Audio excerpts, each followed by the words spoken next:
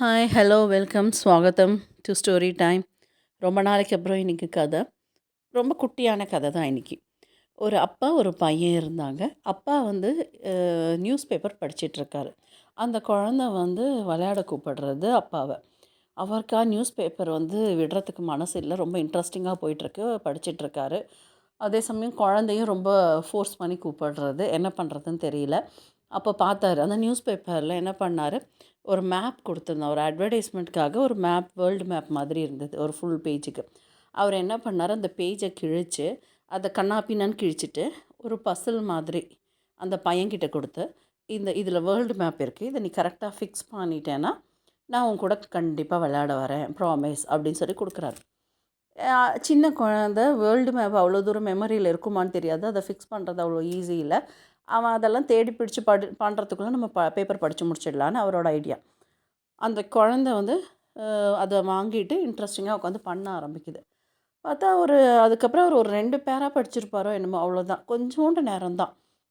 அந்த குழந்தை கூப்பிட்டு காமிக்குது, நான் ஃபிக்ஸ் பண்ணிட்டேன்னு.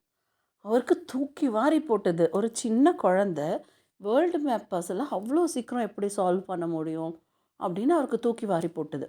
எப்படிடா இதை சால்வ் பண்ண, உனக்கு எப்படிடா தெரியும் அப்படின்னா, அதுக்கு அந்த குழந்தை பதில் சொல்லிச்சு, எனக்கு வேர்ல்டு மேப் எப்படி இருக்கும்னு எனக்கு தெரியாதுப்பா, ஆனால் இந்த பேப்பரில் நீ கிழிச்சல்ல, அதுக்கு அந்த பக்கம் ஃபுல் சைஸுக்கு ஒரு ஆளோட ஃபேஸ் இருந்தது. ஆனால் அந்த ஃபேஸில் எனக்கு கண் எங்கே இருக்கும், மூக்கு எங்கே இருக்கும், வாய் எங்கே இருக்கும், காது எங்கே இருக்கும்னு தெரியும்ல, அதை வச்சு நான் ஃபிக்ஸ் பண்ணிட்டேன். ஸோ அந்த மேன் கரெக்டாக வரும் பொழுது இந்த பக்கம் வேர்ல்டு மேப் கரெக்டாக வந்துருச்சு, பசில் சால்வ் ஆயிடுச்சு அப்படின்னு சொன்னோன்னா அவங்க அப்பா வந்து ஒரு பக்கம் சந்தோஷம், ஒரு பக்கம் திகைச்சு போயிட்டார்.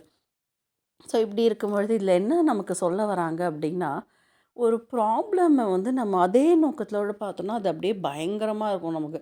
ஐயோ, வேர்ல்டு மேப்பா, இது எப்படி சால்வ் பண்ண போகிறோம், எதுவும் தெரியாதே அப்படின்னு நமக்கு திகைச்சு போயிடுவோம்.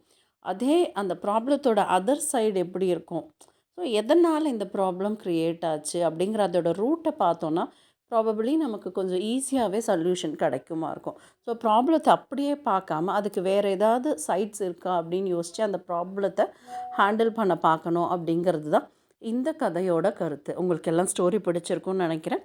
பிடிச்சிருந்தா கமெண்ட் பண்ணுங்கள்.